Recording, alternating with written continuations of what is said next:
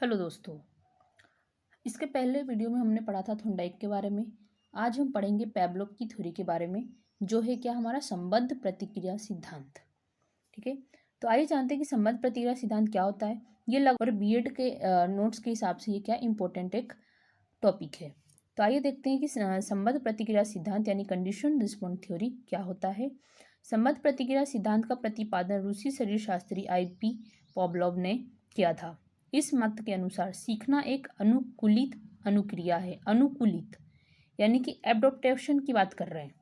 ठीक है, बनाट के शब्दों में क्या कहा है कि अनुकूलित अनुक्रिया उत्तेजन की पुनरावृत्ति के द्वारा व्यवहार का स्वचालन है। जो अनुकूलित अनुक्रिया है यानी जो एडॉप्टेशन है वो क्या है, उत्तेजना की पुनरावृत्ति। आपके अंदर जो भी उत्तेजना है उसकी पुनरावृत्ति यानी कि बार बार उसको रिकॉल, बार उसको दोहराकर अपने व्यवहार में उसको क्या करना, स्वचालन करना, जिसमें उत्तेजना पहले किसी विशेष अनुक्रिया के साथ लगी रहती है, अंत में वह किसी व्यवहार का कारण बन जाती है जो पहले मात्र रूप के साथ लगी हुई थी। जैसे आप ही क्या करते हैं, किसी काम को करते हैं तो पहली बार तो आप उसको क्या करते हैं, सीखने के पर्पज से करते हैं, लेकिन जब आप उसी काम को बार बार करते हैं तो वो आपके व्यवहार में हो जाता है और वो चीज़ आप क्या करते हैं, सीख जाते हैं। तो उसी की बात कर रही है। सिद्धांत का अर्थ, भोजन देखकर कुत्ते के मुंह में लार टपकने लगती है। यहाँ भोजन एक क्या है, स्वाभाविक उत्तेजक या फिर उद्दीपक है जिसको स्टिमुलस कहते हैं, और कुत्ते के मुंह से लार टपकना एक स्वाभाविक क्रिया या सहज प्रक्रिया रिफ्लेक्स एक्शन है। पर यदि किसी अस्वाभाविक उत्तेजक के कारण भी कुत्ते के मुंह से लार टपकने लगे तो इसे संबद्ध सहज क्रिया या फिर संबद्ध प्रतिक्रिया कंडीशनड रिफ्लेक्स और रिस्पॉन्स कहते हैं। जैसे कि अभी तक तो उसको भोजन को देख कर लार टपक रहा था, लेकिन जब वही क्रिया उसके साथ क्या की गई, दोहराई गई, बार बार की गई, बार बार की गई, तो अब क्या, बेल बजाने पर ही उसके मुंह में क्या जाता था, लार आ जाता था। तो ये क्या है, एक स्वाभाविक क्रिया है। दूसरे शब्दों में अस्वाभाविक उत्तेजक के प्रति स्वाभाविक उत्तेजक के समान होने वाली प्रतिक्रिया को संबद्ध सहज क्रिया कहते हैं। क्या बोल रहा है कि जो अस्वाभाविक उत्तेजक है उसके प्रति स्वाभाविक उत्तेजक के समान होने वाली जो प्रतिक्रिया है उसको संबद्ध सहज क्रिया क्या कहते हैं, संबद्ध सहज क्रिया कहते हैं।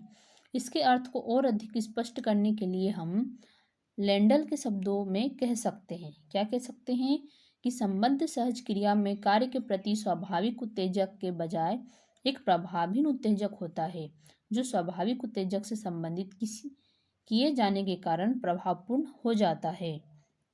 इन a conditioned reflex the nature stimulus to action has been replaced by an otherwise ineffective stimulus which has become effective through association। कि पेवलोव का प्रयोग कैसा था, संबद्ध सहज क्रिया के सिद्धांत का संबंध शरीर विज्ञान से है। इसके मानने वाले विशेष रूप से व्यवहारवादी बिहेवियरिस्ट हैं। उनका कहना था कि सीखना एक प्रकार से उद्दीपक और प्रतिक्रिया का संबंध है। इस विचार को सत्य सिद्ध करने के लिए रूसी मनोवैज्ञानिक पॉवलोव, उसके बाद पेवलोव ने क्या किया, कुत्ते पर एक प्रयोग किया। उसने कुत्ते को भोजन देने से पहले कुछ दिनों तक घंटी बजाई। उसके बाद उसने भोजन न देकर केवल घंटी बजाई, तब भी कुत्ते के मुंह से लार टपकने लगी। इसका कारण यह था कि कुत्ते ने घंटी बजने से यह सीख लिया था कि उसे भोजन मिलेगा। घंटी के प्रति कुत्ते की इस प्रक्रिया को पेवलोव ने संबद्ध सहज क्रिया की संज्ञा दी। कुत्ते के समान बालक और व्यक्ति भी संबद्ध सहज क्रिया द्वारा सीखते हैं। जैसे कि पके हुए आम या फिर मिठाई को देखकर बालकों के मुंह में पानी आ जाता है। उल्टी करना अनेक व्यक्तियों में सहज क्रिया है। सहज यानी जो अपने आप हो जाता है, पर अनेक में यह संबद्ध सहज क्रिया भी है। पहाड़ पर बस में यात्रा करते समय कुछ व्यक्ति उल्टी करने लगते हैं। उनमें से कुछ ऐसे भी होते हैं जिनको यात्रा प्रारंभ होने से पहले ही उल्टी होने लगती है। कुछ लोग दूसरे को उल्टी करते हुए देखकर उल्टी करने लगते हैं। यानी कि ये सब किसके उदाहरण है, संबद्ध सहज क्रिया के उदाहरण हैं। अब देखते हैं कि ये जो सिद्धांत दिए हैं पेवलोव ने, उसके गुण या फिर विशेषताएं क्या है। संबंध प्रतिक्रिया सिद्धांत बालकों की शिक्षा में बहुत उपयोगी सिद्ध हुआ है। इसकी पुष्टि में निम्नांकित तथ्य प्रस्तुत किए जा सकते हैं। जैसे पहला क्या है, यह सिद्धांत सीखने की स्वाभाविक विधि बताता है, अतः यह बालकों को शिक्षा देने में सहायता देता है। यह सिद्धांत बालकों की अनेक क्रियाओं और असामान्य व्यवहार की व्याख्या करता है। यह सिद्धांत बालकों के समाजीकरण और वातावरण से उनका सामंजस्य स्थापित करने में सहायता देता है। इस सिद्धांत का प्रयोग करके बालकों में भय संबंधी रोगों का उपचार किया जा सकता है। जैसे किसी बालक को क्या होता है, भय लगता है, तो भय यदि लगता है तो उसको भय ना लगे, उस क्रिया को बार बार दोहरा कर क्या किया जा सकता है, उसको कम किया जा सकता है। यह सिद्धांत बालकों के समाजीकरण और वातावरण से उनका सामंजस्य स्थापित करने में क्या करता है, सहायता देता है। इस सिद्धांत का प्रयोग करके बालक के भय संबंधी रोगों का उपचार किया जा सकता है। समाज मनोविज्ञान के विद्वानों के अनुसार इस सिद्धांत का समूह के निर्माण में बहुत महत्वपूर्ण स्थान होता है। अब जो हमारे क्रो एवं क्रो हैं, उन्होंने क्या कहा है, इस सिद्धांत की सहायता से बालकों में अच्छे व्यवहार और उत्तम अनुशासन की भावना का विकास किया जा सकता है। इस हिसाब से क्या बोला गया है।